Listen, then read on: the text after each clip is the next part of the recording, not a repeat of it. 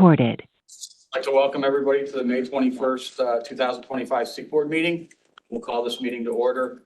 As this meeting is being recorded and for the benefit of those who have dialed into the meeting, when recognized by the chair or for any motions or seconding of motions, please state your name prior to speaking. Please note that if you are dialed in, you may not make a motion, second a motion, nor vote on a motion. It's highly recommended that this meeting be in person whenever possible. Guests or persons having relevant knowledge or information may attend and speak as part of the agenda. Upon acceptance of the meeting agenda by the board, all other guests must be recognized by the chair before addressing the board or participating in discussion. One thing, just quick housekeeping for the Seek Board members, if you could please RSVP yes or no each month, each quarter, it would be very helpful so we can track to make sure we have a quorum, which we do. But I'll now ask Julie Swartz to do the roll call. Julie? Good morning, everybody. Mark Balistrary. Here. Amanda Schultz. Here. Tim Morris. Here. Jeff Nuding. Jeffrey Hauk. Chris McGoldrick for Jeffrey Hauk. Bob Terry. Here. Todd Murray. Here. Ryan Greenberg. Here. Steve Zura. Brian LaFleur. Here. Kimberly Beatty. Michael Volk. Present virtually. Thank you. Alan Turner. Here. Anthony Tripp. Juan Figueroa. Here. Michael Soretto. Here. Jacqueline Salvatore. Alan Berkowitz.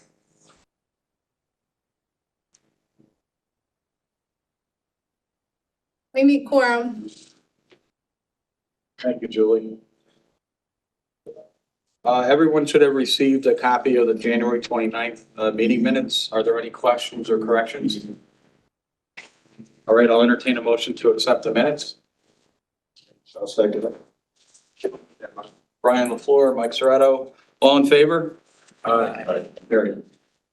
Everyone should have also received a copy of the draft agenda for today's meeting, which is placed at your seat in the folders. Are there any questions or comments? We'll entertain a motion to accept the draft agenda. Make a motion. Alan Turner motion, second. I second. Second, Sheriff, all in favor? Aye. Motion's carried. We'll start off with our committee reports. 9-1 advisory, Alan Turner. Progressing with the updated standards, looking at, we've had 3 meetings. We're meeting monthly, first Wednesday of each month. We're having good participation from attendees. So moving forward. Okay. Any questions for Alan? As I stated on the board, there is now a new co-chair that's going to be working with Alan, Chris Fish from Monroe. Chris, thank you. There's a lot of information and work that's going to be done by this committee, so those guys will have to hopefully split stuff up as they get going moving forward. Their next meeting is June 4th. NG 911 Working Group, Amanda Schultz, acting chair. They're going to stand up for me. So the NG 911 Working Group, our last meeting was held on May 14th. We've been doing a lot of work in the working group, specifically with guidelines, developing guidelines. So right now we're working on a backup PSAP guideline, still in draft form, and we're discussing it internally within the working group. We are going to move forward. This is part of strategic planning with NG moving forward, the technical and operational subcommittee. So at the end of the meeting, the chair will state resolutions to develop and solidify these technical and operations subcommittees. Sorry. Next slide, please. Yes. So in October, when I was here with another county, now I'm with Onondaga, I said, you may see me again, so you're stuck with me for a while. I missed the meeting for the technical work group, and Mark and Amanda assigned me to be the co-chair by missing a meeting. a lot of good things are happening, and kudos to Mark and Amanda for keeping this moving. There's a tremendous amount that needs to be developed, even though it has in other places. We need to make it unique and it works, be functional in our areas. But kudos to them. So it's going to take significant governance to move towards next gen 911, and that's one of the things we're really focusing, establishing roles, responsibilities, procedures, and the authority to support the implementation and ultimately the operation. It's again intended to formalize it. Today, we're asking for formalization of the subcommittee and to clarify the responsibilities and the expectations of those subcommittees and what the members need to do to participate in it and to advise our working group and then the 911 oversight and ultimately the board. This subcommittee duties would to provide statewide technical governance and operational policies. This isn't done in a vacuum. There's consultants, there's others. There's a lot of information out there for states that have done this already, and we'll be working off of that. We know Amanda is heavily involved at the national level as well, and has great connections. One of the things that we're going to do is create and recommend a change management system. Anything that's developed is going to change, needs to be done in an organized and ruly fashion, and that we'll do that. Assist in maintaining minimum PSEP technical standards, operational and planning things. We saw that in North Carolina at the presentation at the symposium. If you missed it, they did a great job in transferring calls, but operationally they couldn't get the calls back in a streamlined fashion. And we've had great conversations about how we would address that here.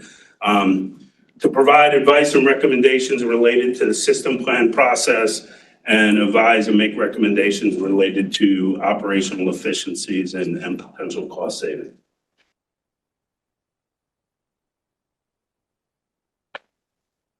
So future things that the technical subcommittee would be working on, obviously, like Dana said, the policies and the guidelines that are outlining procedures and actions that are going to be pivotal for us to move forward in the NG 911 environment.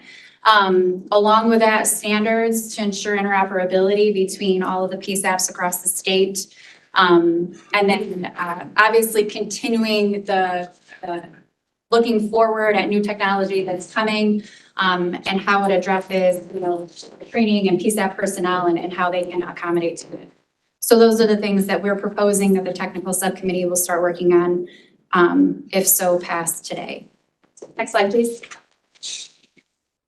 Yeah, sure. So operationally, as I mentioned with the presentation for North Carolina, that's something that they still have to work out. It'll have the same setup and structure as the technical subcommittee. They'll collaborate with the PSAP community to create operational templates, because if we're all joined in one system, there has to be a lot of commonalities in how we operate. We'll identify potential gaps in policies and procedures and address those and bring those standards forwards. Review existing training data throughout the state. We have to have a common operating picture if we're all going to be connected through the system and assist each other. And as new technology is deployed, look at the training that's associated with it and what do we do to make sure our staff and the people that are actually doing the work day in and day out are supported and prepared. Next slide, please. So future items that the operations subcommittee is going to be working on, like Dana said, collaborating with the PSAP community to create those model operation templates and policies or guidances that agencies can use across the state. Identify the gaps in policies and procedures for training. Kind of creating a, if Onondaga does it this way, making sure that Livingston does it that way too, if they feel comfortable with that, and helping them along with that. Yeah. Next slide. Okay. So the CHE technical guidance is actually something we've been working on in the working group also. Before I move on to that, any questions regarding the technical and operations subcommittee?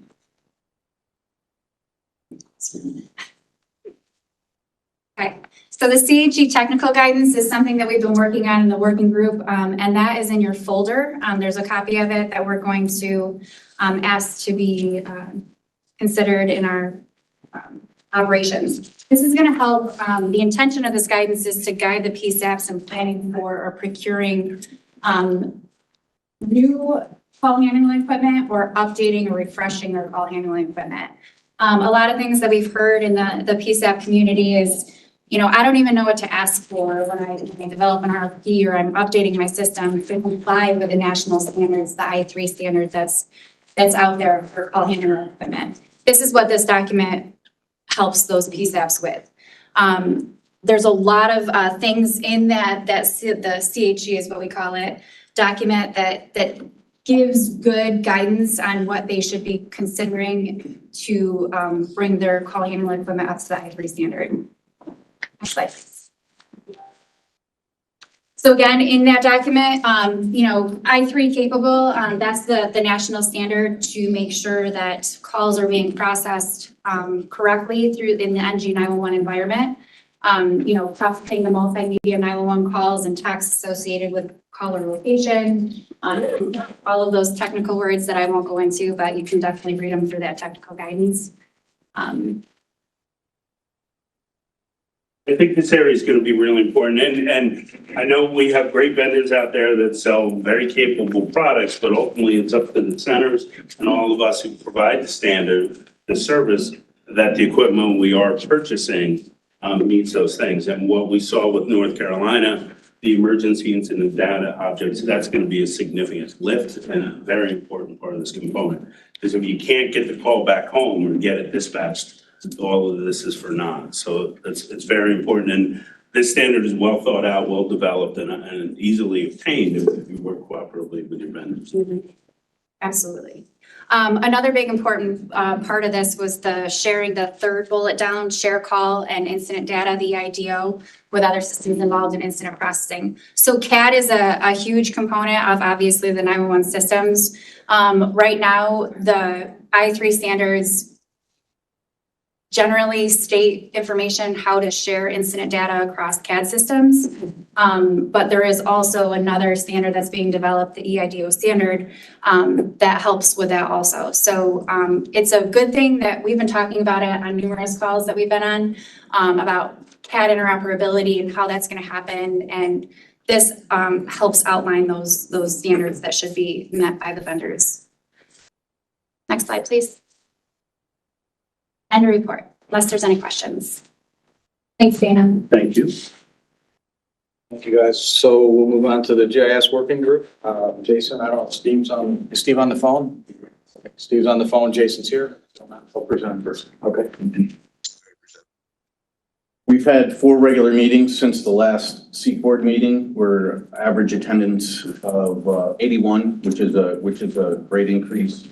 We met with ITS, NICETEC, and MCP to develop a list, including 911 coordinators and their designees, to augment the current members. We really want to get the 911 coordinators and the GIS folks together, exchanging information, realizing what the other does. So these efforts and the other discussions and the presentations have resulted in a 400% attendance increase. Discussions included disseminating the information from the January Seat Board, feedback on the state plan, continued discussion on how best to disseminate and share information, and the effect of next-gen 911 on legacy, especially CAD. Next slide. So we've had multiple presentations, which have been appreciated by the group. We've had updates on the strategic plan, GIS standards and NENA formatting, a review of Pennsylvania PSAP boundary review, how they develop their PSAP boundaries, discuss the GIS data assessment survey, the NENA GIS data model review, road center lines and site structure address points. So that's the database schema. And next presentation on next-gen 911 and CAD by MCP. Any questions? Thanks, Jason. Before we move on, I just want to do some thank yous. As folks can see, there's a lot of information that's being shared with the board, but also, the folks in the working groups and committees are doing a tremendous amount of work. It's not their full-time job, but they're taking the time to go through the documents, and it's hugely appreciated. We have a small staff at OIEC, so working with our partners out there has been a tremendous help. And also not to mention the fact that they're the stakeholders and providing the input to this process. So it's been awesome. I want to thank executive leadership and Jim Callahan, who we have been running around all over the place in all kinds of different topics. He's been a rock star, and we really appreciate it. And lastly, our team at OIEC, led by Amanda, just incredible amount of work that they're doing on this project. And you guys can see these meetings are going to now be a lot more interaction, a lot more documentation coming through. And if you have input or questions, please feel free to reach out to Amanda directly, because it's always important that we let everybody have a say in what's going on here. So, but thank you to everybody. I just wanted to make sure I did a thank you before I forgot. So we'll move on to the State Agency Communications Committee. Matt? Morning, everyone. We met here the other day, Monday. We discussed some of our recent and upcoming training events and meetings that the state agencies participate in. A number of state agencies participated last week. We had a full-scale communications exercise at the State Appearance Training Center. A number of our state agency and local partners participated as well, and it went very well. We had state agencies as well, helping us manage the incident. So we had just a usual roundtable as well from the agencies present. Several of them discussed projects they have in process, and we need to share information among the state agencies. Thanks, Matt. And we'll move right into citizens alerting, which is you also. We met virtually on May 16th. We discussed the FCC's silent wireless emergency alert order, WIA.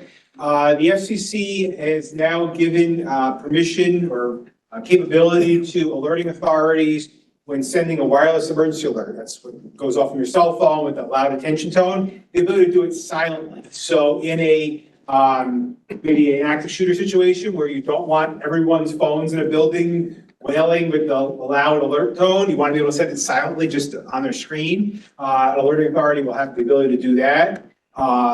Maybe if you're sending out an Amber Alert or something in the middle of the night, maybe you don't want to have phones go off, because the FCC, they actually, their order cited a report that was done, a study of people who opt out. So you have the ability to opt out of receiving emergency alerts, wireless emergency alerts on your phone. The only mandated alert that you can't opt out of is a national alert. It used to be called presidential alert. But local public safety alerts, Amber Alerts, you can opt out of those. And obviously, from an alerting authority standpoint, we don't want people opting out of those. So to understand why people opt out of them, and one of the sort of correlations that we've seen in the study is that states that sent large area alerts, for example, an Amber Alert to their entire state instead of geographically targeting it, and especially those who sent it like in the middle of the night, had the highest opt-out rates of people turning off alerting on their phone. So another thing in the ability to do silent alerts is that, you know, an alerting authority can target what really has the attention tone on a person's phone versus just showing up on their screen to maybe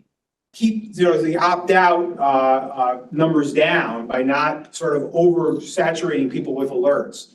Another thing that it doesn't solve, it was talked about in the order, some people asked for the ability to do it, declined to do it, was to allow people to individually turn off the attention tone on their phone. And one of the biggest concerns about that is that if people turned it off and an alerting authority needed to really send out a very high priority alert, they might not know the alert went out because the tone won't go off on their phone because they had opted out of it.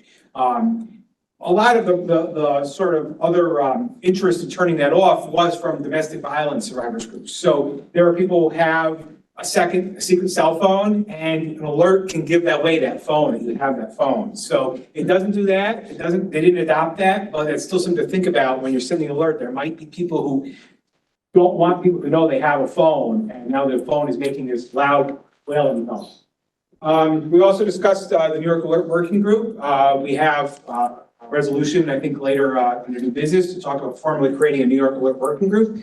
This will be a working group of the Citizen Alerting Committee to bring together all of the various agencies, state agencies, and counties that use the New York Alert Platform, which is the state's alerting platform, to develop best practices and sort of user guides. And we actually have one working on right now, a best practices guide, hopefully by the end of the year, to just basically better inform agencies that use the platform on things to think about when they generate an alert, how to format a message, who to send it to, what information to convey, and what impacts will occur after you receive that message.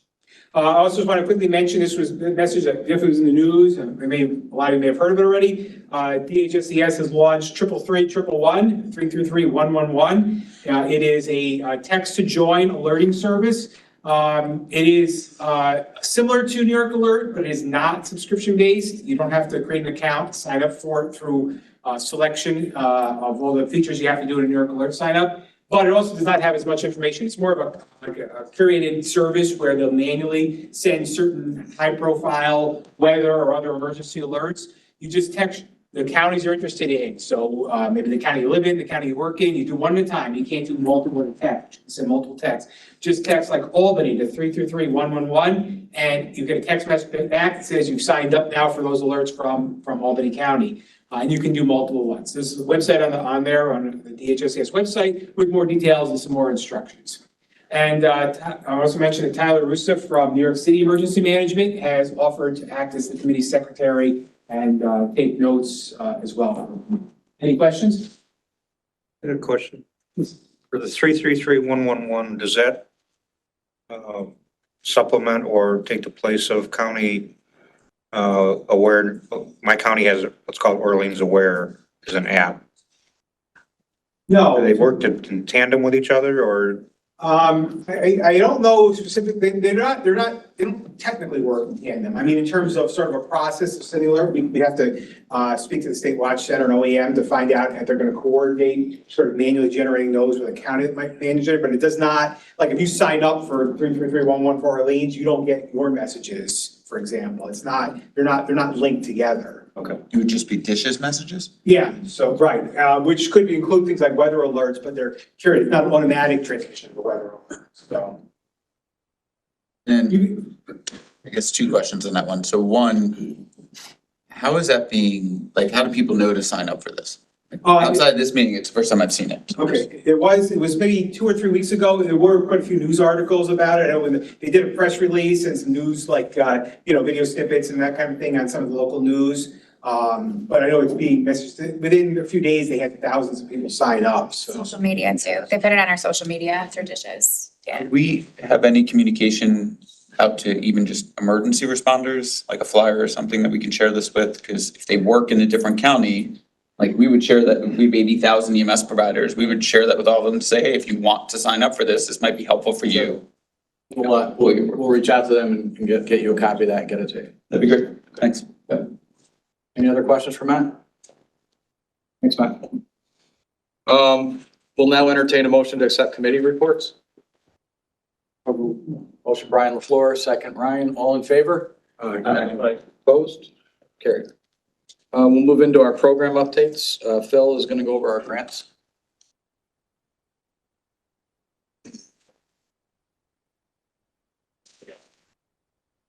Hello, everyone.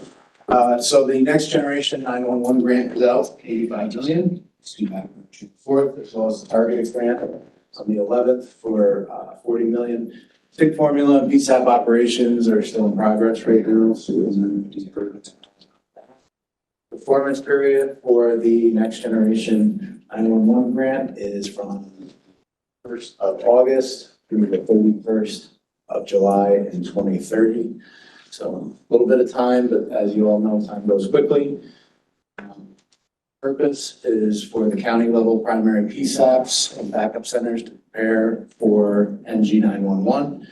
You can see the two outline defined primary and backup PSAPs. It's also in the RFA as well. Goals is essentially to prepare all of the PSAPs for the connection to include the interfaces, equipment, software applications necessary to be functioning at the NG 911 level. The eligibility for this grant is everyone except for New York City, as that eligibility sentence there reads. Allocations, it's a non-competitive grant, so you're gonna get 1 million right off the bat. After that, it's gonna be based off of the population for the remaining 28 million. The objectives. So carrying for NG11, next one two. I don't really read PowerPoints, so I'm just paraphrasing. So I let everyone else read the slides.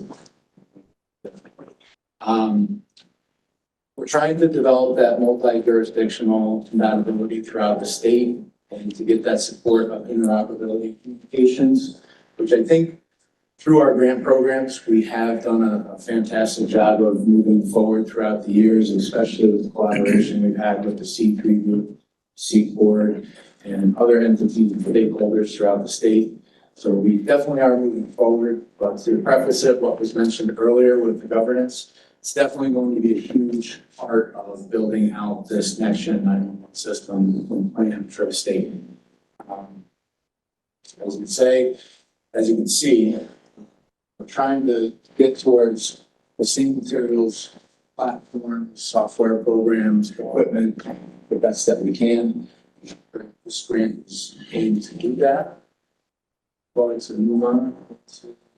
And they no questions, the commune program, Julie Schwartz, we did a fantastic job last week at the SPTC with our exercise. Are there any questions before we move forward? Yes, this one.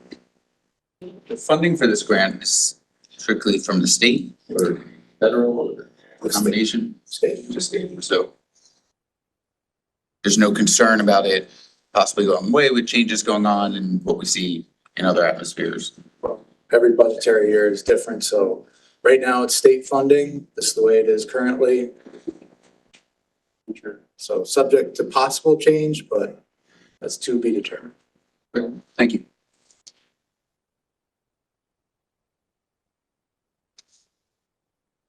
Next slide, please. So there's not a lot of updates to the commune program at this time, but the course, this is the course list that's upcoming for this year.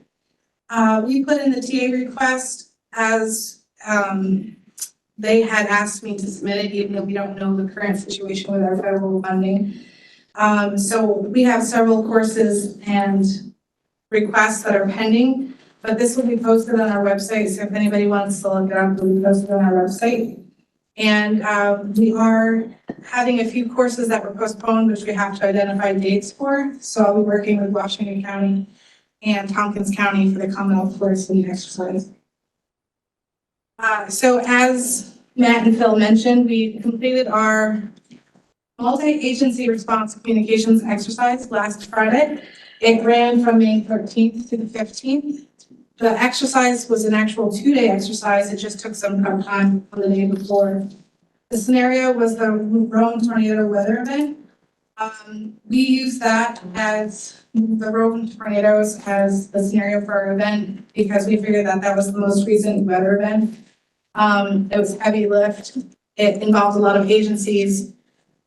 And our planning team consisted of SMEs from OIEC, OFPC, VEC, IMT, DMNA, New York Naval Militia, New York State Police, Oneida County, City of Rome. And our exercise directors were Brian LaFleur and Jim Herbst. And we had a UAS coordinator and an air boss. The UAS coordinator was Robert Delarocco from SPTC in the training division. And our air boss was Garrett Gaynor from the New York State Police. He took a lot on his shoulders, Garrett did, and he stepped up and volunteered to be in the position. So a lot of thanks go out to him, but also to the other participating agencies. It was a lot of work. The planning started in November of 2024, and up until the day before the exercise, we were continually planning. We had over 80 registered participants, but about 77 people came. There were 10 observers and 4 role players. We had 23 agencies, counties, and towns represented at the exercise. There were 12 agency communications vehicles and assorted equipment that were tested and staged at the exercise and utilized at the exercise. Some of the systems that were tested were Starlink. There were a number of other objectives that were tested and exercised. We don't have a final count on those yet, but I'm starting to follow up with individuals to see how many areas we actually tested and exercised.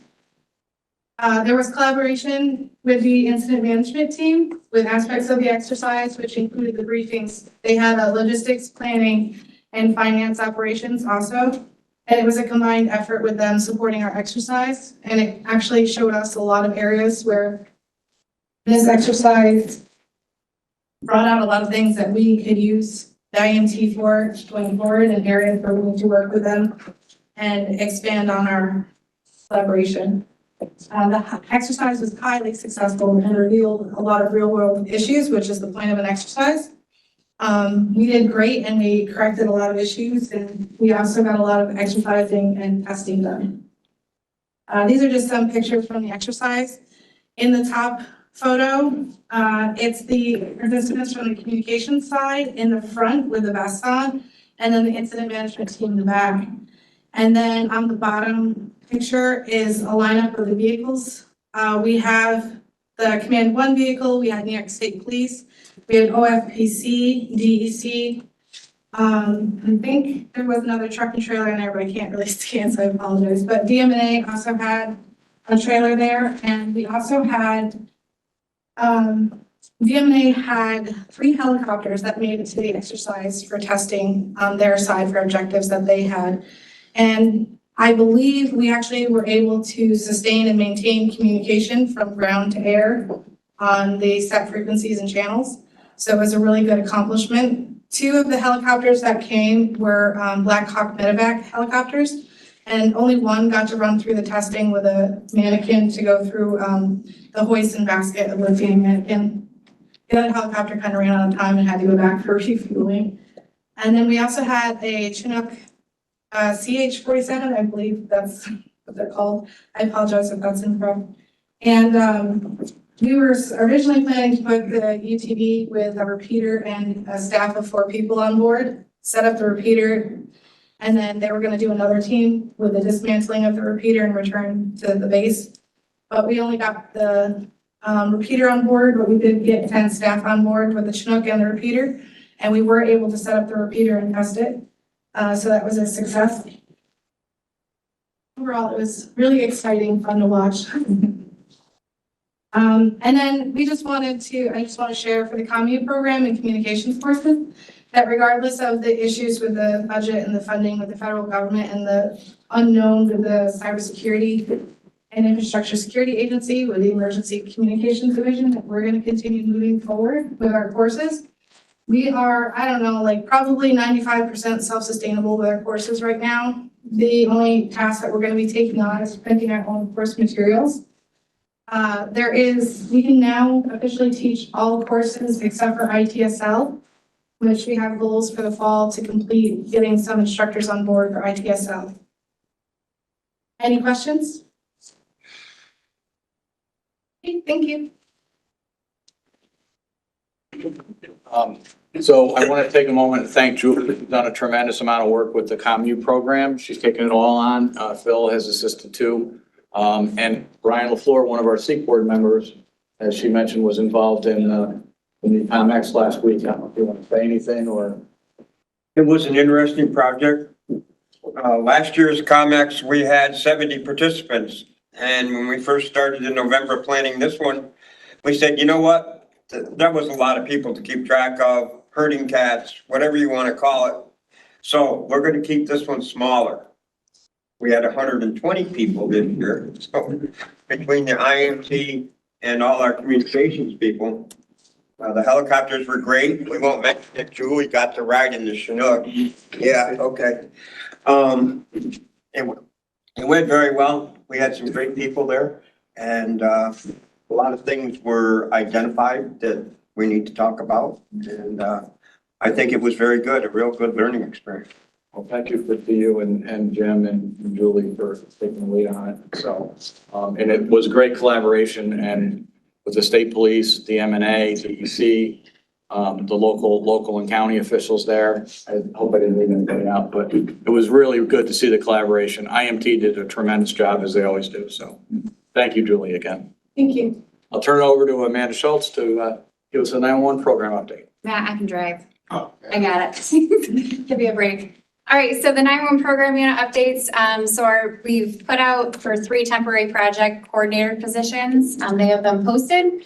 A technical support position, a statewide outreach and regional support position, and a 911 administration position. Those applications are due back on May 24th, which is the end of this week, just in case you don't know, May is almost done. So we're anticipating some good candidates for those positions. The New York State statewide 911 plan has been released. It was released last month. That was been a huge undertaking, and we're pretty excited about that. It is in your folder, and I'm going to do a high-level overview of the next couple of slides regarding the statewide plan. And I will talk about the New York State NG 911 strategic plan that's in development.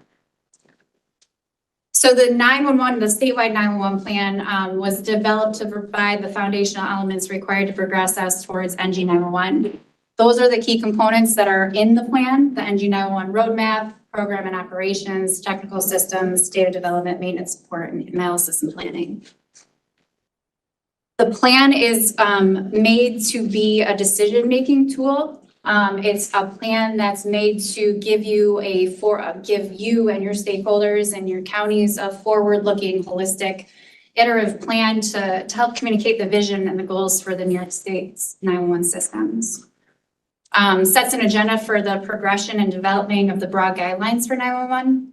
And it's a tool that provides context and understanding for stakeholders. I think a lot of times we have conversations with our stakeholders within our counties, and there's so much involved with 911 that it's hard for them to understand, and that plan hopefully will help them understand it better. The plan is not a static document. It's not a quick fix or a silver bullet. This is going to be a plan that's going to be updated on an annual basis to show progression towards the 911 systems across the state. So the vision of the plan of New York State is to enhance and expand 911 service in the state by developing a collaborative framework necessary to facilitate funding, creation, and sustainable operation of an IP-based next-generation 911 system to protect life and property and to maintain the public safety. That's the vision of New York State within this plan. Our mission, just as OIAC, is to provide that statewide leadership and coordination and supporting and promoting the optimal 911 services across the state, with all of our stakeholders involved also. So the transition from legacy 911 to a modern NG 911 network is going to be a complex process. You hear it all the time. It's going to be a multi-year endeavor, but we have really good partnerships right now that we're continuing to move forward to get us to that NG 911 world. So we're going to go from a legacy 911 system to that transitional phase, and then ultimately our NG 911 implementation. So with implementation, obviously all those steps that need to go into it, there's going to be collaborative governance framework that's going to be able to have all of our 911 systems be able to be connected throughout the state. That's our shared goal.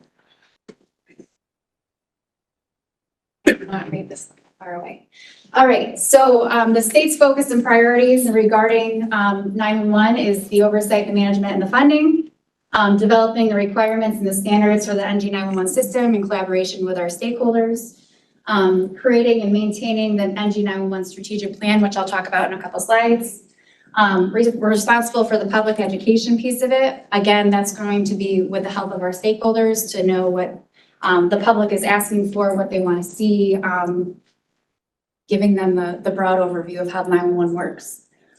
Update and establish new policies and review the governance. It's a huge amount of governance regarding 911 in New York State, and that's going to take a while to review and move the process. Whoa, I just went through the whole. Motion to adjourn? Right? Wow. Give me back to where I was. I don't know where. There we go. I don't know how I did that. Probably just held the finger on Did it. I? I don't know. I don't know. Maybe you should take the control. All right, I'm taking the control. Driving, right? I'm driving. Okay. Not a good. Driving. So our goals, obviously, I'm not gonna read them. You guys can see them on the screen. But advancing our 911 service in New York State, like I discussed. Developing those partnerships, the partnerships and the collaboration is a huge piece and a huge component of making this work.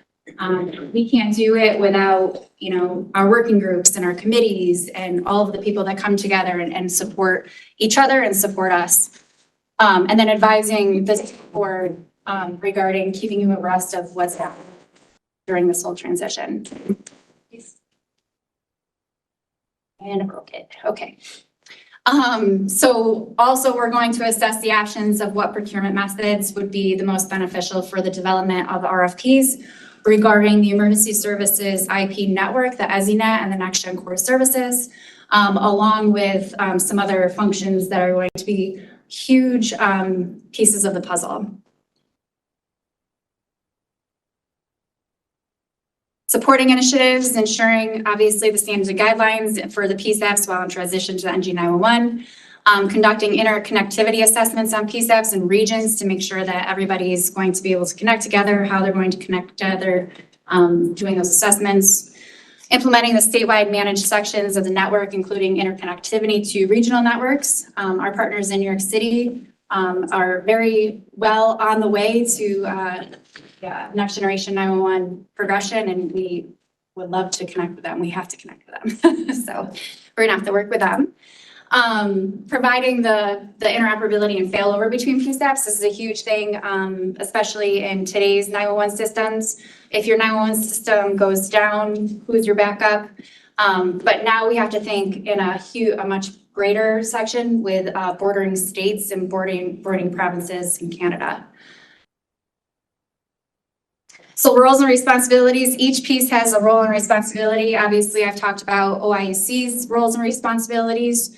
Your responsibility as the board is going to be the essential forum for coordination and consultation through the implementation of NG, keeping you aware of what's happening.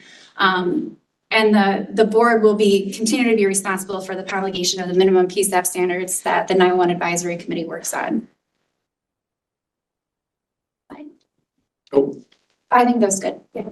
The Public Services Commission is also a big piece of this. Obviously, they're the wireline aspect of this. They're going to have to be kept abreast and informed of the progression during this transition. And then the grant funding. DISHES, administers the PSAP, SIG, and SIG targeted grant programs, making sure that the commissioner is aware of and making final recommendations regarding the distribution of the grants with the SEEK board. And then the data received from these grants is going to help us move forward in our transition. Good data in makes a good product out, so. GIS, and Jason knows this for sure. GIS is one of the biggest components of Next Generation 911. I'm super happy with the GIS working group and the 80 participants that we're most likely having each month. It's a great group of people. Some people are coming in with like a planning background. Some people are the 911 coordinator GIS person. So making sure that they're all aware of what GIS means for 911 is super important in those working group meetings. But OIAC will continue to work with the New York State Geospatial Services Office and GIS working group to establish those standards-based GIS databases that maintains their appropriate point file. These layers right here, and Jason touched on them earlier, but these layers right here and polygons and address points are all required information that has to make the system work. So everybody's data throughout the state, I don't know how many address points does New York City have? New York City? Yeah, I mean, you can't even put it into context, right? So a million. Million, yeah. So 3 million. 3 million. Thanks, Steve. Yeah, so I mean, all of those address points takes a person making sure that the data that's put into the system so it can be sucked into the NG 911 system. That's awful word to use, but it works, you know, and people, call routing goes the right way and people get the help that they need. So all of those data layers across the state, we have to make sure that they are at least 98% accurate and they're going to be able to be consumed in the NG world. So GIS is a huge portion. I could go on for hours about it. I will not bore you. I love it though, so it's good. Next slide, please. Okay, any questions about the state plan? It's in your folders. I encourage you to read it. It's on our website also, in case you wanted to share it with other people. Okay, so the 911 program unit has also been working with our stakeholders, NICEC and MCP, on the NG 911 strategic plan. There were 4 workshop meetings that were held. Multiple people participated in them. The topics that we discussed were governance, under that funding and communications, call handling recommendations, security recommendations, GIS and operations recommendations. So at the end, after going over all of these recommendations, the participants were asked to rate the categories based on what they believe to be the most important that we should start working on now. So based on the ratings that led to the establishment of the priorities and the strategic initiatives, and the strategic initiatives serve as the foundation for the plan to advance NG. Maybe. Okay. So here's the recommendations. I won't, worry with all the things that the strategic initiatives that are in each category, but we talked about the governance, the call handling, the security. Security is going to be a huge thing to consider. Cybersecurity, risk assessment, physical security within the 911 center, who's touching your stuff, who's, are there, Matt, same passwords, same credentials to log into systems, all of those things need to be considered regarding security.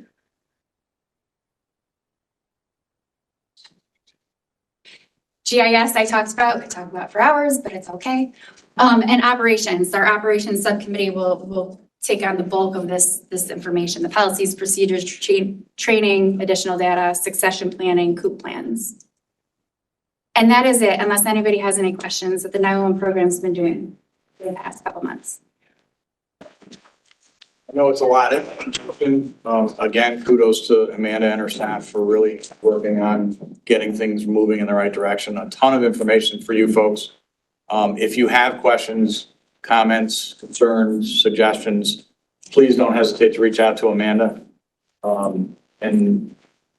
Everybody's input is important. So make sure you reach out to her with any of that. So thank you again for the amazing amount of work you guys are doing. We'll move on to our federal partner updates. Chris Tuttle, I don't know if he's on the phone. I doubt it. Josh Green. I did speak to Chris last week. He's doing fine. With everything going on at the federal government, they're still trying to figure out what's going to be happening with both of those guys, Josh and Chris. But they'll keep us updated. If I get an update, I will certainly share it with everybody. So, FirstNet Authority, Dave Buchanan. Yep. There's Dave Buchanan. Thank you. They had to replace Dave with Dave. Yeah, they did. Tried to make it easy for you. Thanks for having me, Director, and thanks everyone for giving me a few minutes. I'll keep this short and sweet. Again, I'm Dave Buchanan. I'm the National Director of our Public Safety Engagement Team at the FirstNet Authority. The FirstNet Authority is responsible for administering the nationwide public safety broadband network, also known as FirstNet. I want to do 3 quick things with you today. First, introduce myself. For the last 10 years, you were served by David Cook. He was our only employee for the start of FirstNet all the way through the end of last year that worked in New York. We were lucky to have Cookie for almost 10 years until he decided to retire, and we aren't able to fill his shoes. We're trying very hard to cover the ground that he covered. I'm going to work in New York with my colleague Kyle Richardson. He's not here today. He's in another meeting. He's actually out of Puerto Rico and will be traveling to New York periodically. I live in Eastern Pennsylvania and come to New York periodically. As you know, the federal government is doing things differently in 2025 than we did in 2024. We're doing things efficiently, and so that's how we're going to handle New York and New Jersey, the Region 2 for the near future. But I'm really glad to be here and looking forward to working with all of you, and happy to stay after and answer questions and be a resource to you as you've got questions about FirstNet. The second thing I wanted to mention to you is we're moving full steam ahead with our 10-year, $8 billion reinvestment program to advance, expand, evolve, and enhance the NPSBN. As you know, when we started FirstNet after the opt-ins in 2017, we had a 5-year, $6 billion build-out that concluded in 2023. Last year, we announced a 10-year, $8 billion next phase where we're going to reinvest in the network, improve coverage in places that haven't even benefited from FirstNet. And we're traveling around the country, going to state capitals, working with public safety at the local, state, federal, tribal level to ensure that we're expanding the NPSBN, expanding FirstNet in places that need it the most, the places that haven't yet fully enjoyed public safety broadband. I was in Lincoln, Nebraska 2 weeks ago. I was in Harrisburg last week. I'm going to Augusta, Maine next week. I'm here in Albany today. We're going to come back in August, and Matt Delaney is going to help us bring what we're calling the coverage enhancement workshops to your committees here in New York, where we can bring the areas of priority and areas of interest we've identified from the information we have about where the network is and where it isn't. We need to get your input, make sure we're capturing that public safety input to ensure that the dollars we spend going forward, those $8 billion over 10 years, goes to meet public safety's needs. That's been really the hallmark of our existence since 2013, is engagement and consultation with public safety. Again, using your feedback to drive the investment in the network, the evolution of the network, and make sure we're bringing it to the places and to address the needs that are unique to public safety in New York. The third thing I want to mention quickly is we're working with the public safety entities that are working on the FIFA 2026 planning. I know some of you, especially that are closer to the New Jersey, where the games are going to be in New Jersey, are already involved in this. We're involved with the 13 cities that are hosting games, or 67 games next year, a number in New York, a number in Philadelphia. So we have a lot here in the I-95 corridor that we're really focused on, working with local law enforcement, state law enforcement, federal law enforcement, and emergency managers and others who are responsible for preparing for public safety communications in those cities. And we're going to make sure that FirstNet's optimized for first responders' use of those at those games. There's also places where the teams are going to be hosted, where they're going to be practice facilities. It's not just those 13 cities. So it's going to be a busy year, and look forward to working with you and those of you, again, that have responsibilities in that area. So thanks for the time, and thanks for giving me a few minutes today. Thanks, Dave. All right, we'll move on to our additional reports. Consortium Chair report, Mac Beckwith. Unfortunately, our acting chair couldn't be here. However, at last night's meeting, they elected a new co-chair, Dana Smith. Got to stop going to meetings. Thank you. You guys start showing up at meetings. Thank you for the opportunity. I appreciate it, Director. Last night we had the C3 meeting. It was well attended. We had a couple joining us virtually. First off, I'd like to thank the office and the director for supporting another symposium. I think it was a great success. There was great representation from the counties across the state. And I think that's been I think I was at the original one in Oriskany many, many years ago. And it's been beneficial for us, and it's a good opportunity for us and some of the smaller counties who don't get a chance to participate at this level to interact and work with the office directly. As we talked about last year, the C3 is getting more organized. There's mission statements, some objectives. One of the things that we agreed to last night, especially with all that Amanda and others have going on, is communicating at the county level. Not everybody has the opportunity to go to all the conferences or participate, but we believe as consortium chairs, our responsibility is to carry the message. And that's back and forth. One of the big things with the next gen plan is the communication and interaction at the local level.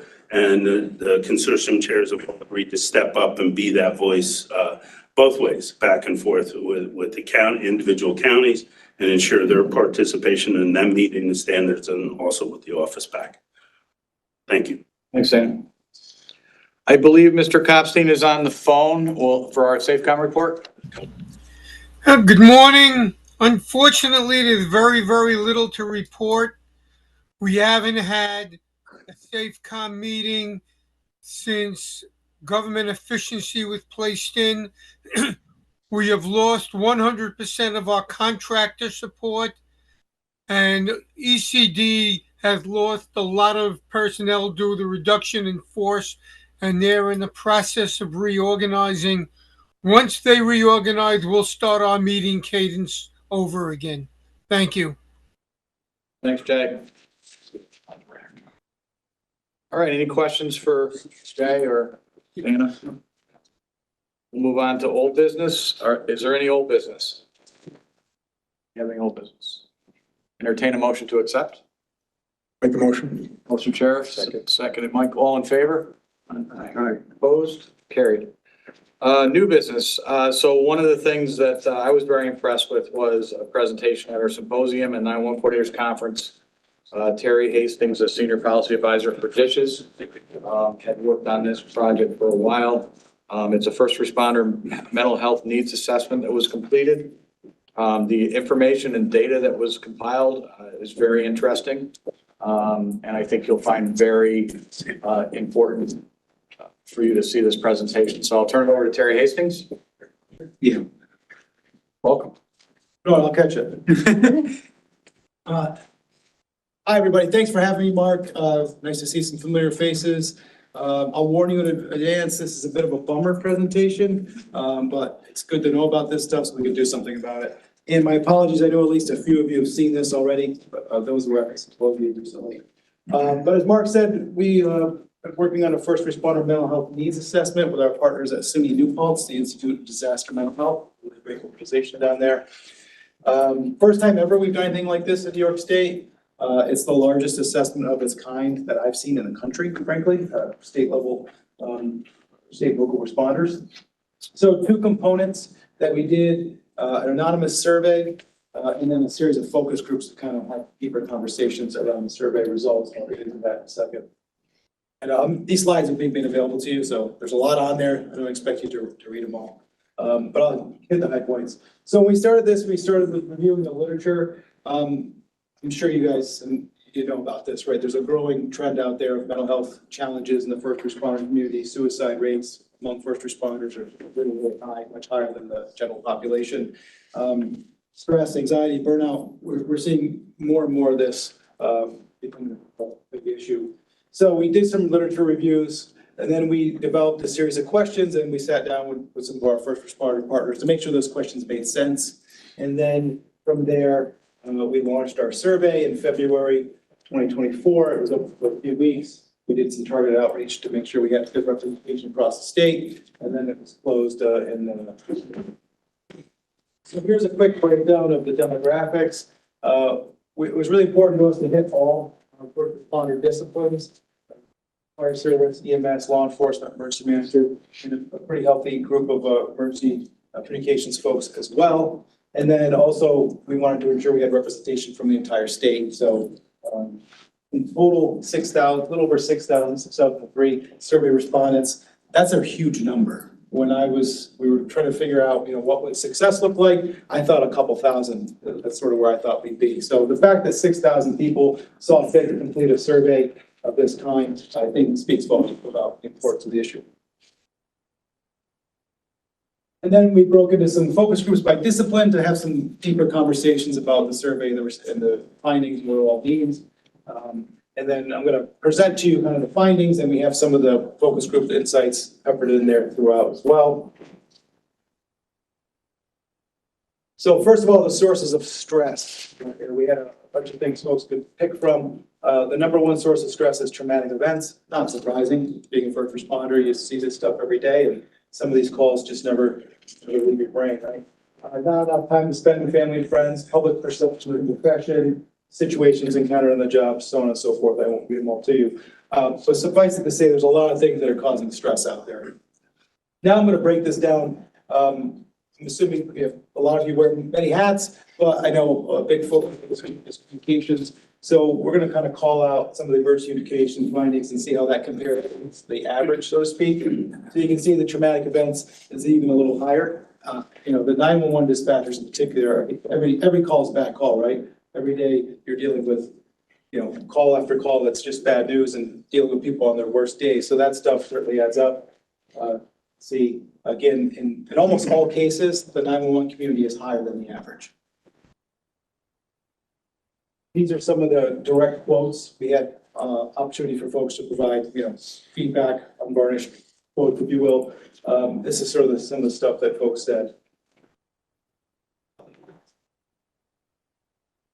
So again, here we look at social challenges, public perception of the profession. Law enforcement was the highest, not surprisingly, but pretty high here for the communications folks as well. I think often a misunderstood or not appreciated role, right? The 911 dispatcher, really critical position, but people don't always think about what goes on there.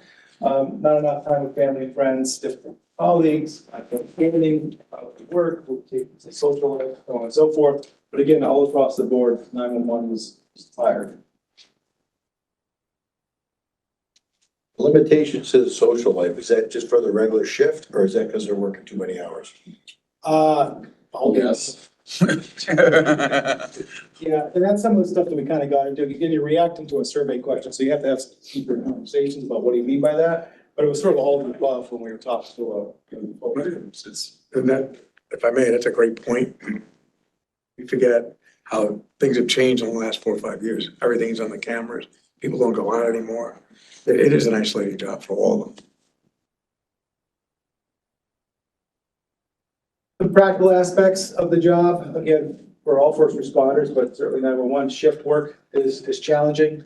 The risk of being injured, obviously, will lower, but still something there. Overtime, paperwork, mandated overtime, required overtime, and that's just a reality that I think everyone is facing, but it does have implications for sure. I mean, you hear this over and over. It's like, when people call in sick or have something done, there's a ripple effect around us. The workplace challenges. Now, this one is fairly concerning. Toxic work culture. Again, that's a subjective term, I guess. But that's, pretty high overall, and certainly in the 911 world being higher. Lack of access to mental health care, lack of access to health care. Frankly, that's a little lower. But these are concerns that are overall. You're looking at the numbers. Were these like yes or no questions or? It was a blend. Some of them are yes or no. Some of them were sort of a scale, and in many we have our reports online, and you can have in the back it's all the questions, so you can check them out. But it was sort of a blend of questions. Sure.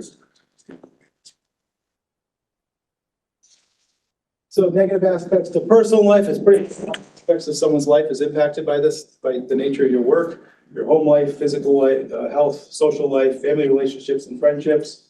High rates across the board are of negative impacts due to the nature of their work. Eric, question on this one. You did this with SUNY. Had they ever done anything like this with non-emergency responders? Like if we were to ask these same questions to the person who works in a supermarket or somewhere else, like, did they have any concept of related to? I'm not aware that they have done any work like that. There's certainly other studies out there. Thanks. But yeah, I mean, yeah, it is important to keep this stuff in context. We do have a few examples of where we rate against the general population. But I think certainly in the last several years, COVID didn't do anyone any favors, right? I think anxiety, stress, mental health issues, we saw a real uptick across the board. Suicide rates have gone up, just generally speaking. But I think the first responders tend to be even higher than the general average in almost all categories. Would imagine so. So mental health challenges, again, self-reported here. We gave a list of things people could report. So it's not like they've been formally diagnosed necessarily. But stress, burnout, anxiety, depression, PTSD, substance abuse, all across the board here. stress, I think, is just the nature of the beast, right? It's, every first responder has a stressful job. Stress.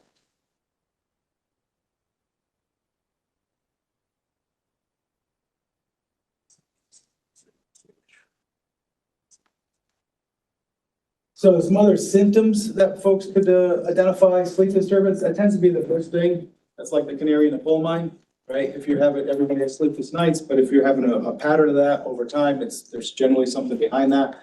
So you see a lot of that out there, hypervigilance, flashbacks, uncontrollable worry.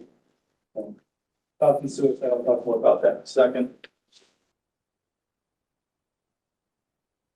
So then we sort of, the folks at New Paltz index those symptoms to diagnosable mental health conditions. And this is what it looks like when you sort of roll them up. Anxiety-related conditions, depression, PTSD, pretty high rates across the board here.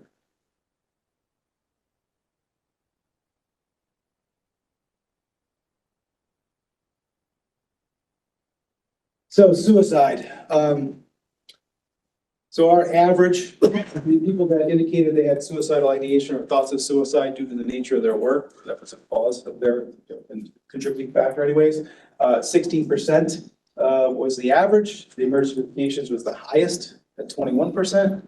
Now this, we do have some general statistics of the general population. About 4% of the population reports suicidal ideation. So it's much higher in the first responder community, particularly non. So now we look at some barriers to seeking care, sort of at the big picture level. Stigma is the number one barrier. Still, I think we've made progress in recent years, but it's still a lot of stigma, a lot of concern about that. Not recognizing the need, that's another one. That's we see a lot. People just don't get angry, they're upset, they're having these emotions. They don't sort of associate it with perhaps mental health condition or other challenge. Not enough time, scheduling concerns. You know, one of the things that we're working on, I'll talk more about, is a lot of mental health providers that understand or work with first responders. So it's tough to make that leap to maybe go see somebody. And if you have a bad experience, you're probably not going to go back. You're probably going to encourage your friends not to go seek help. So finding therapists that work with or have experience working with first responders is really important. And there's a dearth of them out there. We need more folks. We're working on some training. Concerns what their peers will think, negative career impact, some real practical concerns too, even about your, certainly in the case of law enforcement, potentially losing your physical permit, losing your service weapon. I mean, these are real concerns that folks have.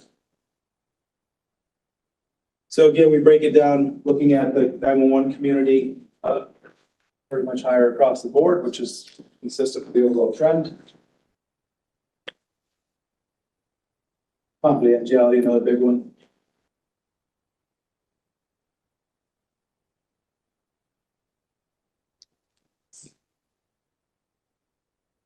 Consequences, again, negative career impacts. Concern that your leadership will treat them differently.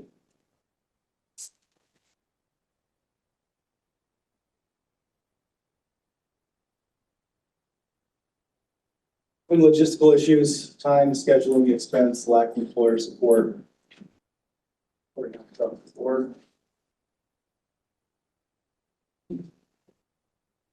See how the 911 again compares to the average. Every case, I think, a little higher.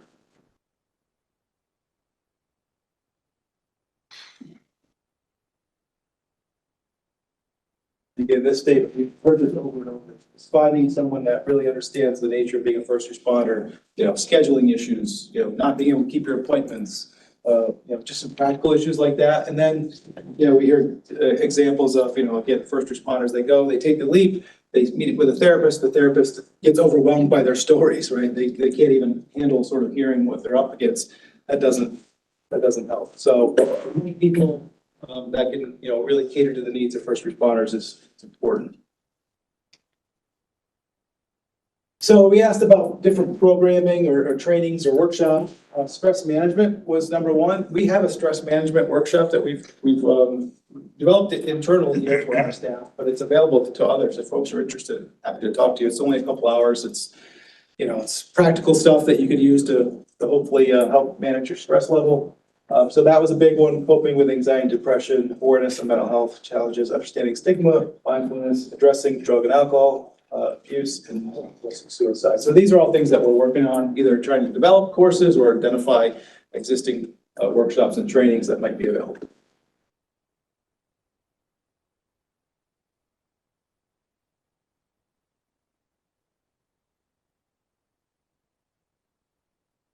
So this was interesting. We asked, what services, if free and easy to access, do you think would be beneficial for first responders? Individual therapy was, you can see, 99%. Across the board here, these are all really high. Peer support, we're seeing more agencies start peer support programs. We've just started one here at THSES. Those have proved to be helpful. Couples and family therapy, wellness activities, we're seeing more agencies develop wellness programs or identify wellness coordinators. So that's another good practice.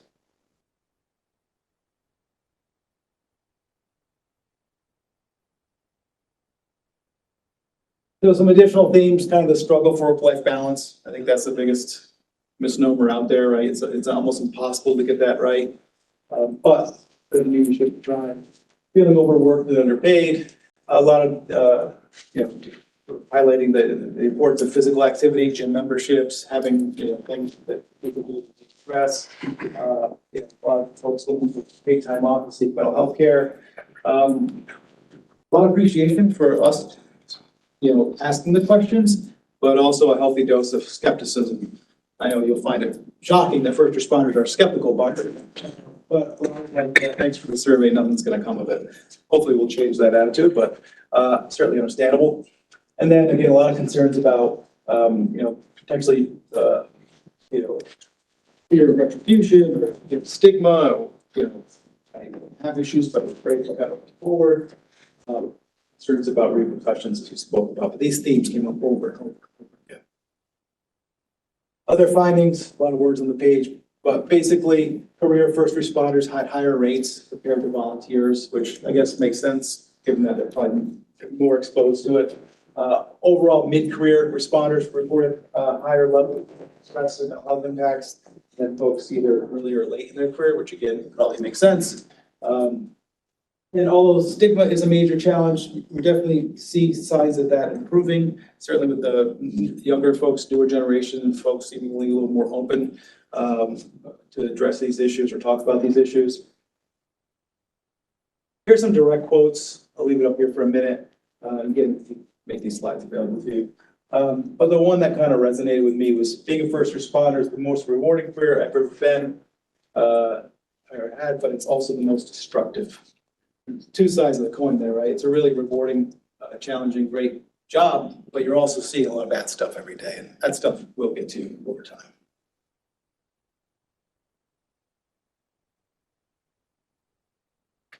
Jerry, with these quotes, I know there were a lot of questions in there, but was there an opportunity for them to say what they wanted to see out of it? Yeah, so we left some open-ended. Anything else you'd like to say or anything you'd like to add? Stuff like you. This is just the same. Let's see what we have. All right, so some next steps, continue to explore the data. We can rack and stack this so many different ways. So we're really only now beginning to digest and understand it. We can look at it by discipline, by region, by years of service, by career, by volunteer.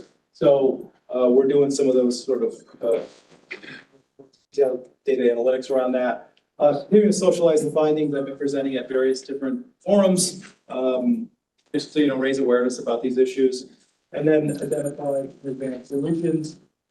There's good work going on out there now. I don't want to pretend that there isn't. There's agencies that are doing really good work. They're taking care of their employees. That's all good. But we're trying to identify some additional trainings, additional workshops. We're working on a training for clinicians on what it means to be culturally competent. So I think that would be really helpful. Peer support teams, again, a lot of interest in that. We've developed one recently. We've kind of run the gauntlet on what that means to create a peer support team, but it's already paying dividends internally here. And if you don't have a peer support team, that is something I want to look into.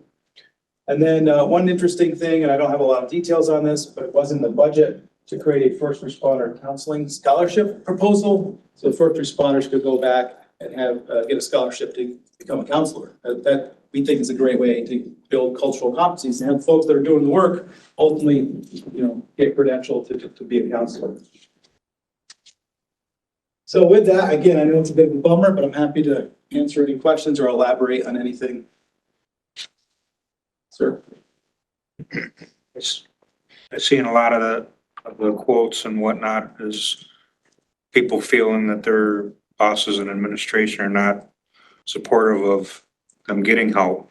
Are you working with top level managers and administrators to do away with that stigma? Yeah, I mean, that's a big task, but yeah, we are having those conversations. I know the Sheriff's Association is big into this. We have a monthly meeting, attend with them and try to identify and advance solutions. We're having a wellness coordinator event at our training center in a couple of weeks, where we're going to hopefully come up with some best practices around what it means to have a wellness program.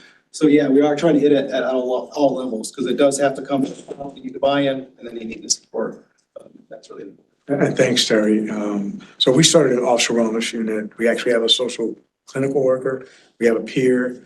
And it's not just for law enforcement, it's firefighters, it's assistant district attorneys, anybody that touches the criminal justice system. We've noticed some issues that have occurred out there with some of the ADAs, and it was pretty bad. So, and we're getting calls. The biggest issue that we see is that of trust, which I'm sure you know what I'm talking about, that people are afraid of losing their jobs, because if you do go to a psychiatrist, they're obligated to submit that, the DOH, and yes, you'll lose your pistol. So there's a bill in the Senate and in the Assembly to kind of figure out a way how to deal with that now to make them exempt for that reporting. But I appreciate all the work that you have, and I want to grab your card before I leave. Yeah, absolutely. All right. And we had Sheriff, do you want to talk about that program? We had a presentation at the symposium. Some folks weren't there. The camp. Absolutely. And so the New York State Sheriff's Association, I sit on the Wellness Committee. Sheriff Allard actually came up with this proposal from Steuben County. We have a camp that we've been using for kids for over 30 years. In the summertime, sheriffs get 20 slots, basically 2 weeks throughout the state. There's 57 of us, and we get to send underprivileged children to the camp. The camp is only open for about 3 months. It's up in Yates County, and beautiful camp's got everything you can imagine for kids to do. But it's only being used for 3 to 4 months. The rest of the time, it's not. So we're doing fundraising to build a wellness center, and it's a combination. Once we set up the framework in a county, we're hoping that every county or regionally, if we can set it up regionally, can take advantage of this wellness center. A lot of times folks go away for 30 days rehab and they go right back to their family, right back to work. There's a disconnect. People will talk to them. We want them to come up to this camp. It's not going to cost them anything. They bring their family up. It's a great opportunity to change the culture of law enforcement and first responders forever. For those of us that have been doing this work for a long time, we know how difficult it is. There's a video that's going out and around. I don't know if you saw it or not. It's great. It was a great video. And so it really does touch upon what all people that deal with the criminal justice system go through. And so thank you for letting me speak about it. Thank you. Any other questions for Terry? Just want to say thank you. As I say, been on some of the calls and things like that, but the amount of work that you're putting into it and to have outcomes like this. And I know the skepticism of what happens with the next, but we need the information first to figure out the next steps. Similar to on the sheriff's side, not a much smaller scale. We actually, on the EMS side, have a symposium coming up next month as well. And then a fellowship for 20 fellows around the state to be champions of mental health and well-being. And so we're hoping that that will be a first step in, there's 20 this year, there'll be 20 next year, but trying to take the small steps so that people see that there's something happening, but it's tiny compared to the big picture, but it's a step. All helps, right? All helps. Everything. Any other questions?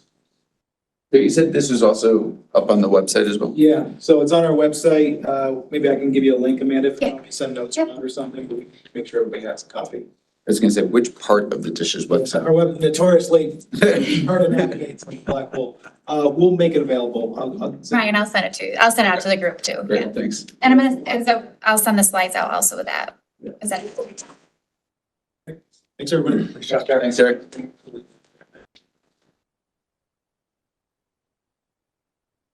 So thank you, Sheriff, thank you for what you guys are doing. That's awesome. And I think that could be done all over the state. There's plenty of awesome places in New York that we may be able to take advantage of. And, you know, just raising the importance of mental health nowadays is very important. I think it's a great spot because it's 6 hours away from the county. Nobody wants to do anything with the county. People talk and members aren't going to take advantage of it. Yep, exactly. So thank you. In our continuing efforts under new business to organize the SEEK board and better equally distribute duties and responsibilities of the committees and working groups and now subcommittees, we have 3 resolutions for consideration today. I'm just going to go through them quick. I'm not going to read the entire resolution. Amanda touched on these already in her presentation. But the first resolution is our second one of the year, 2020. Oh, yes, hang on. Make sure I'm doing them in the right order. Yeah. 2025-2. This would be establishment of a new NG alert working group. No, New York Alert. New York Sorry. alert. I'm sorry, working group. I need a motion on the resolution. Mike, second. Brian LaFleur, all in favor? Aye. Opposed? Carried. The next one is 25-3, establishment of NG 911 technical subcommittee. A motion on the resolution. Make a motion, Tim Morris. Second by Bob Terry. All those in favor? Aye. Opposed? Carried.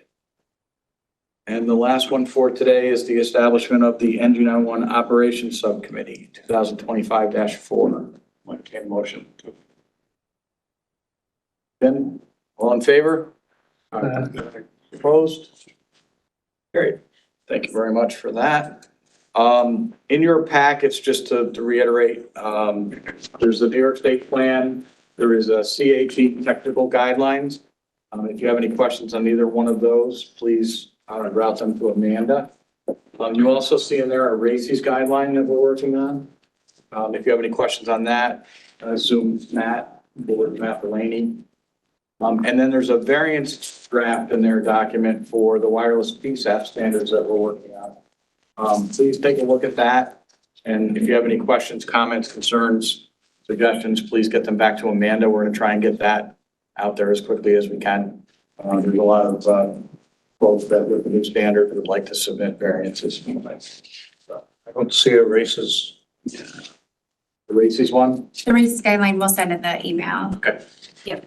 Sorry, I thought it was part of the packet. It's okay. So Amanda will send it out to you and you'll be all set. Are there any questions on any of that? John? Director, after the last meeting, I got numerous phone calls.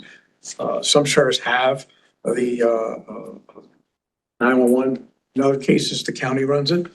And with the new standards that was approved by the board as well as the 911 Coordinators Association, there's been some unintended consequences.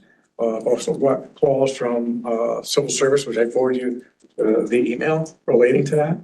And I wanted to know what transpired, what they're looking for, civil service, because of the new standards for the PSAP dispatcher. They need to put that in the specs of the job. On the other side of that, and they're asking for an extension, because I believe it's effective till February 2026. So they have to do prerequisites for the job specs. The other side of that is a lot of folks that have PSAP 911 dispatchers are leaving the local police departments because they pay more. And they don't want to do this training, which from what I'm being told can take up to 10 months. So I wanted to know what transpired in regards to civil service. Yeah, so when the sheriff brought it to our attention, we set up a meeting with civil service and actually they shared it with everybody. There was like, what, 10 people on from civil service? And we had discussions on exactly what you're talking about, their concerns. We advised them, and Jim, jump in so I don't say anything wrong. We advised them to not push the panic button.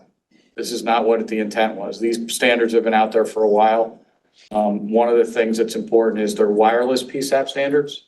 They don't apply to every PSAP at this point.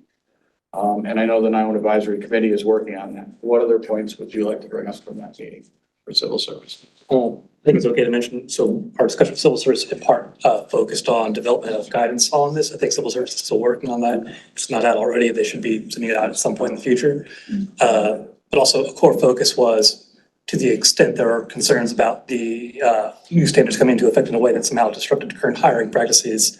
That's part of why we're pushing out this variance process, but also the option of variances is already open. And so to the extent that any local civil services viewed it as disrupting hiring, we requested they reach out to us so we could actually grant a variance as needed. But given the conflicting interpretations and concerns, it's not clear to us that there's actually a statewide problem right now, but we're still here and open to any concerns to address them more directly on sort of a. Just clarification, right? The employees that you had previous to in the positions are grandfathered in, correct? Correct, right. So all the requirements for new employees just apply to new employees from here on out. And Sheriff, just to, before you grab me, Ryan, they were completely happy after the phone call. There was no more concerns. Thank you, I appreciate that. No problem. So is the concern with some of the additional roles or responsibilities that the position may require? Or? So some of the requirements apply to folks who are candidates for the position. And there was a concern that this would somehow affect the sort of like job listings or civil service roles. And so we're trying to figure out what kind of guidance would be needed to make sure that wasn't disrupting current postings, and also what would be needed to be added into future postings.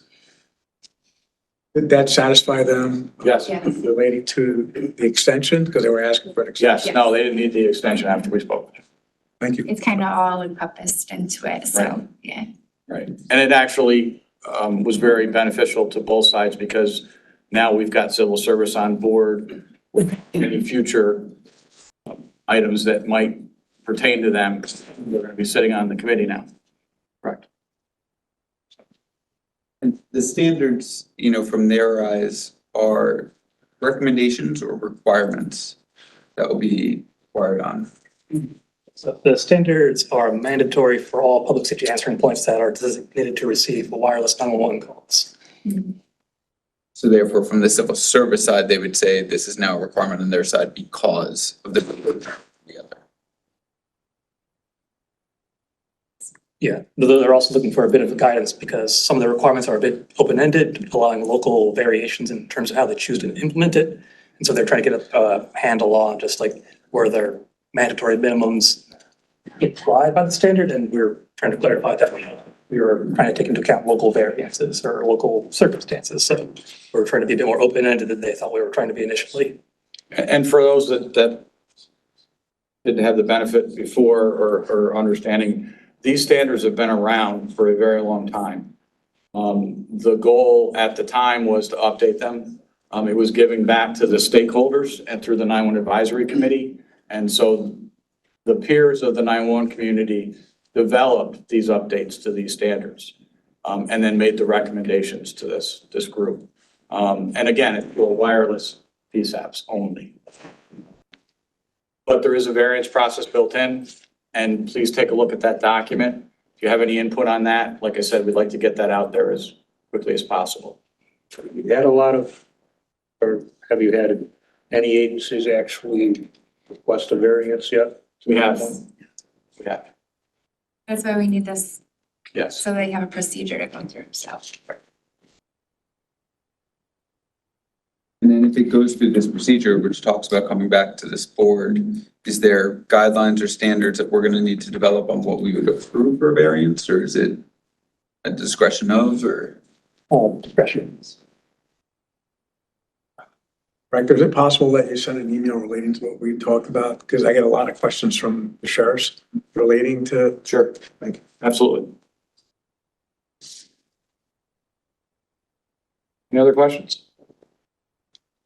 Okay, I entertain a motion to accept new business. Make a motion. Motion, Alan. Second. Ryan, all in favor? Aye. Opposed? Carried. Anything for the good of the order? Okay, I want to thank our SEAC board members. Again, this is voluntary for you folks. You're appointed, but it's, you don't get paid for it. We spent a lot of time. But we are going to use and abuse this board from now on, especially with NG. So we really appreciate your support and service, and for making the trip out here quarterly in person. which is very important. The in-person is important. Stress that again and say it 10 more times. If there's nothing else, I will entertain a motion to adjourn. Motion by Terry, seconded by Ryan. All those in favor? Aye. Opposed? Okay.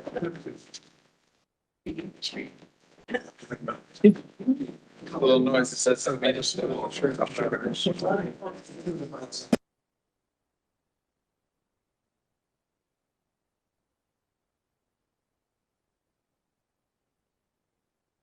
Sure.